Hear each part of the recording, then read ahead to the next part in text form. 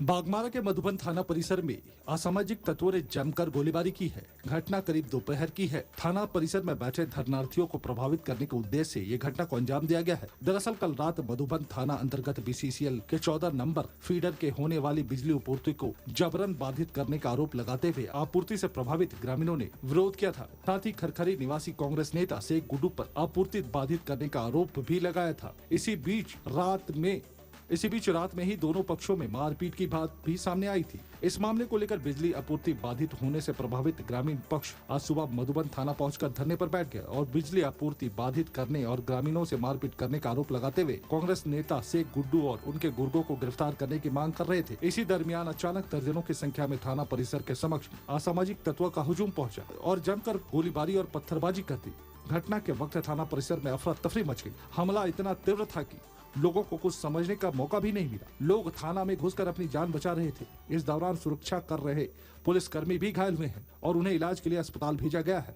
थाने के सामने खड़े 4 पहिया और 2 पहिया वाहनों को भी क्षतिग्रस्त कर दिया गया। घटना की सूचना मिलते ही धनबाद ग्रामीण एसपी कपिल चौधरी पहुंचे। साथ ही कई थाना के बल सहित जिले के अतिरिक्त बलों को बुलाया गया। फिलहाल स्थिति नियंत्रण में है। वहीं घटना के संबंध में ग्रामीण एसपी ने कहा कि घटना की तफ्तीश की जा रही है। शामिल लोगों के खिलाफ सख्त से सख्त कार्रवाई की जाएगी। कल रात में 2 गुटों के बीच मधुबन थाना अंतर्गत झड़प हुई थी, जिसके बाद एक पक्ष के द्वारा थाने में आकर आज दिन में आवेदन दिया जा रहा था।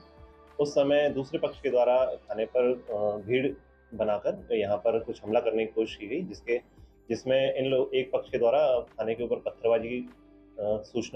पत्थरबाजी की घटना घटित हुई है और ऐसा भी सूचना मिल रहा है कि इनके द्वारा फायरिंग की भी घटना की गई है। हाँ, खोखा जो बरामद करने की कोशिश की जा रही है, जितने खोखे बरामद हो सकते हैं घटना स्थल से खोखे बरामद किए जा रहे हैं। मुख्य आरोपी का ऐसा कोई नाम नहीं है।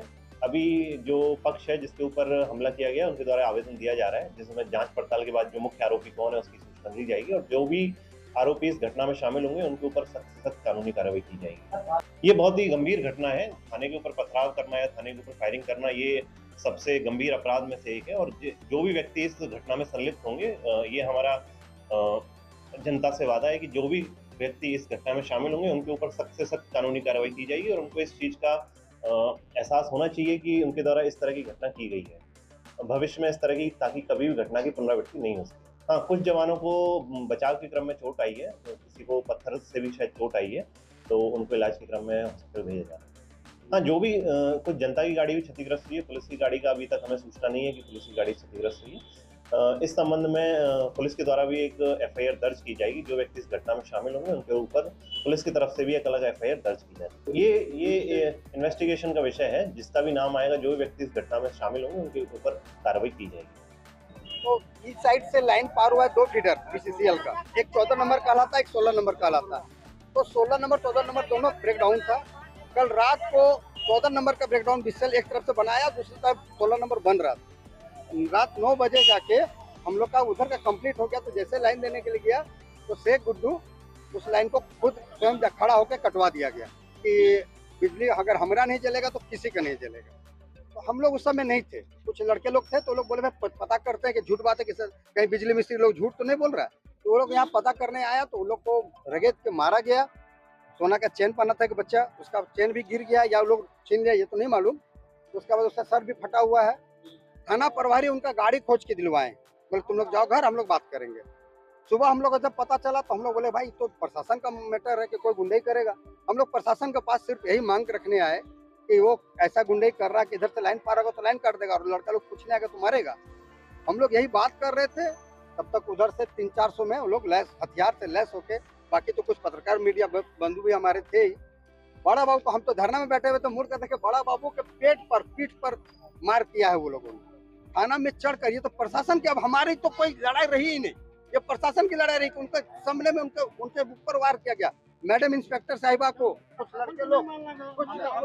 लड़के लोग अंदर कवर करके अंदर ले गए।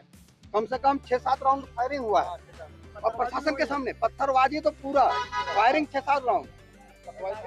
और सामने आके गाड़ी थाना के सामने लगी गाड़ियों का मैंने मार कर तोड़ दिया गया। अभी जिला एसएसपी साहब खुद आए, जिला एसपी साहब, उन्होंने कहा कि मैं उससे गुड्डू का और भी केस, क्रिमिनल केस निकाले। उन्होंने बोले आश्वासन देता हूँ कि इस पर सीसीए लगेगा और रात भर में मैं इन लोग को पकड़ के गिरफ्तार करूंगा।